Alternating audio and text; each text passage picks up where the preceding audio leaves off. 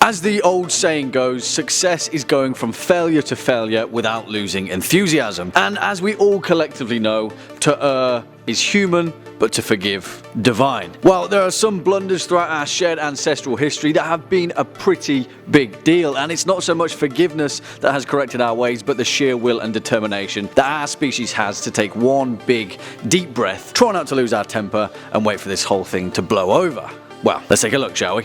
What's going on, guys, and welcome back to the most inquisitive channel on YouTube, Life's Biggest Questions. As per usual, I'll be your disembodied floating voice, Jack Finch, as we bite our fist and cautiously ask the question, what was the costliest mistake in human history? Roll the clip. Now you listen here. He's not the Messiah. He's a very naughty boy. Now go away. I'm his mother, that's who. It's a broad question because, believe it or not, despite all of our successes, the human species is pretty fantastic at screwing things up, and time again throughout our history has ignored the path of least resistance or overcomplicated things by trying to show off, strut their stuff, and whisper those three fateful words, "Hold my beer," before the whole thing goes to ruin. Now, you might be thinking that we're already living in a time period of costly mistakes. I mean, just take a look at Brexit, but trust me, things have been much worse. Before we jump on that big question is, here at Life's Biggest Questions, we want nothing more than to deliver you some of your most ponderous questions imaginable, to whether you could grow a bonsai tree on the International Space Station or how many craft dinners you could eat before you get scurvy. So if you've got a burning idea for a question that you just can't keep to yourself, make sure to let us know in the comment box down below.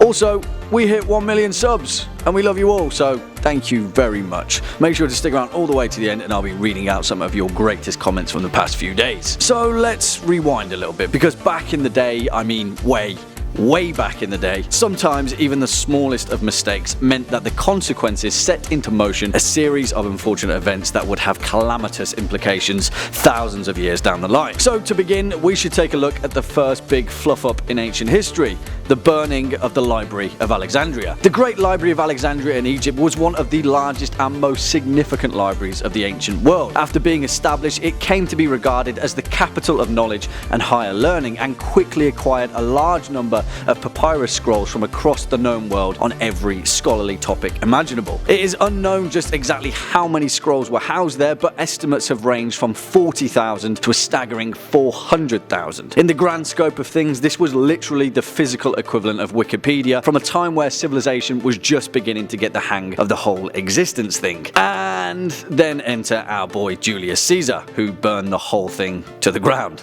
Accidentally, of course. In 48 BC, during the Roman Civil War between Caesar and his populares against the traditionalist Optimates, which eventually would lead to the transition of the Roman Republic to the Roman Empire, Julius Caesar was trapped and besieged at the port of Alexandria. As a last-ditch attempt, he ordered his soldiers to burn his own fleet of ships in the city's docks so attacking forces would be blocked by sea. Well, that fire actually spread from the water to the entire city, and as a result, a large portion of the Library of Alexandria was burned to cinders. Although the structure survived for another 200 years, the fire completely diminished its importance to academia before it was ultimately reduced to rubble in the Siege of Alexandria in 297. Whatever knowledge kept there has been lost to the sands of time, all because Julius Caesar hadn't taken his fire safety course. Ancient history is awash with some terribly poor decisions, mainly because the burden of leadership was usually put on one guy with a pointy hat and a 50-50 chance of having mental health issues. Let's take a look at perhaps the most devastating military force on the planet, Genghis Khan, supreme ruler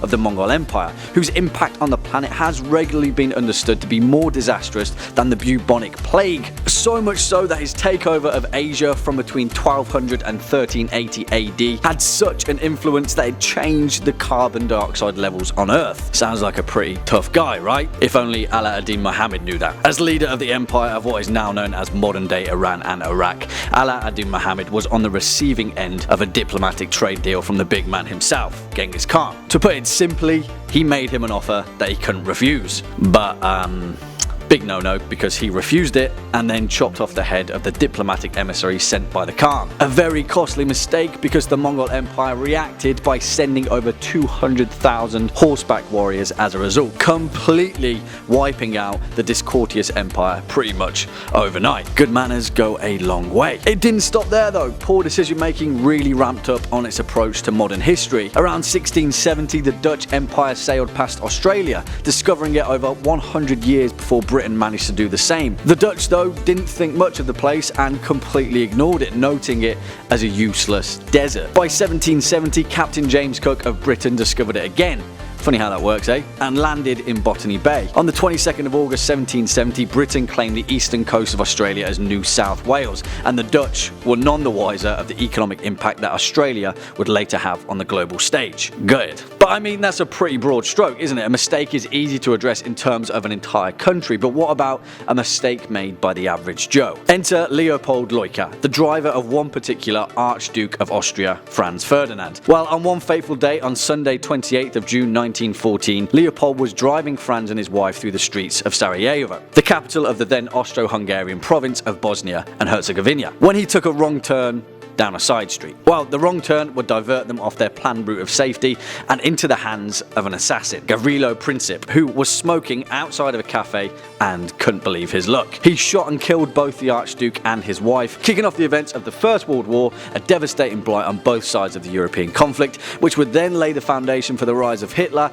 and the National Socialist Party, which would then lead to the Second World War and a whole load of trouble, all because one driver took a wrong turn down the wrong side street in Sarajevo. Well, I think we may have found our winner. Well, I mean, it's either that or the fact that Blizzard thought it would be a good idea to make Diablo immortal. Just was wondering, is this an out-of-season April Fool's joke? Do you guys not have phones? There we have it, folks. There are uncountable costly mistakes in history, so let us know what you think it is in the comment box below. Before we depart, here's a few of your kindest words from the past few days. Dank Swizzle says, "Holy crap, you're so close to 1 mil.